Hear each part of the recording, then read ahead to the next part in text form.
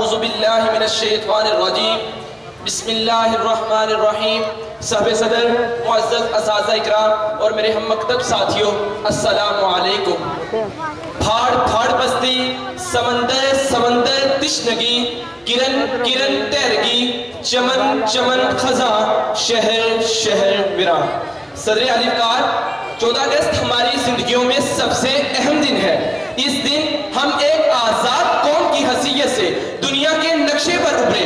ہماری ہر انفرادی اور اجتماعی خوشیوں کا محور و مرکز یہی دن ہے. صدر عالی وقار، ہمارا وطن عزیز پاکستان وہ وطن نہیں جو وراثت میں اس کے بسنے والوں کو ملا ہو، بلکہ پاکستان کی بنیادیں استوار کرنے کے لیے متحدہ ہندوستان کے مسلمانوں کی ہڈیاں اینٹوں کی جگہ، گوشت کاری کی جگہ اور خون پانی کی جگہ استعمال ہوا ہے. اتنی گراں قدر تخلیق کا اندازہ وہی لگا سکتا ہے جس نے تعمیر پاکستان میں اپنا تن من دھن، بیوی بچے، بہن بھائی اور عزیز و اقارب قربان کیے.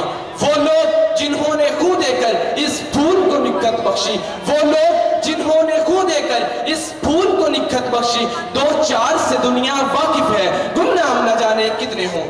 صدر علی کار، ان کے بچے قتل کر دیے گئے کتنے بے بسوں کے سامنے.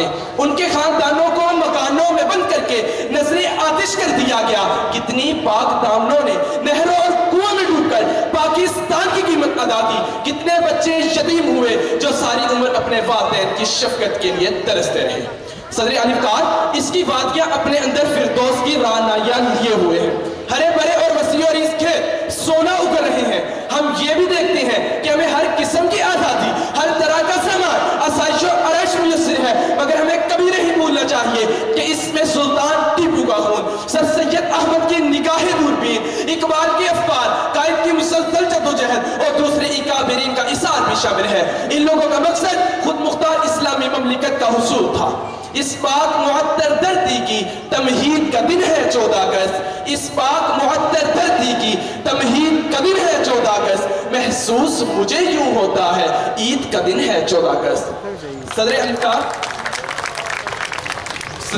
14 اگست 1947 وہ مبارک دن تھا جب مملکت خدا داد پاکستان مارز وجود میں آئی. ہندوؤں نے طرح طرح کی مکاریوں سے پاکستان کی مخالفت کی. انگریزوں نے بھی بہت سی رکاوٹیں پیدا کی، مگر اللہ کا شکر ہے پاکستان بن کر رہنا تھا اور بن کر رہا. میرے عزیز ساتھیوں، اس وقت مسلمانوں کا عام نعرہ یہ تھا، لے کے رہیں گے پاکستان، بٹ کے رہے گا ہندوستان. لے کے رہیں گے پاکستان، بٹ کے رہے گا ہندوستان. پاکستان کا مطلب کیا؟ لا الہ الا اللہ، لا الہ الا اللہ. صدر علی کار، ماضی میں مسلمان ہر محاذ پر کامیاب و کامران رہا کیونکہ وہ مومن کی خصوصیت کا حامل تھا. اس کی امیدیں قلیل تھیں، اس کے مقاصد جلیل تھے، اس کی ادا دل فریب تھی، اس کی نگاہ دل نواز، اس کے زمانے عجیب، اس کے فسانے غریب، اس کی نگاہ دل نواز، اس کی ادا دل فریب. صدر علی کار، برصغیر پاک و ہند آدمی قائد کی قائدانہ صلاحیت کا اعتراف ہے. اسی لیے پاک و ہند پکار اٹھتا ہے، جو ہو ذوقِ یقی پیدا تو کٹ جاتی ہے زنجیریں، جو ہو ذوقِ یقی پیدا تو کٹ جاتی ہے زنجیریں.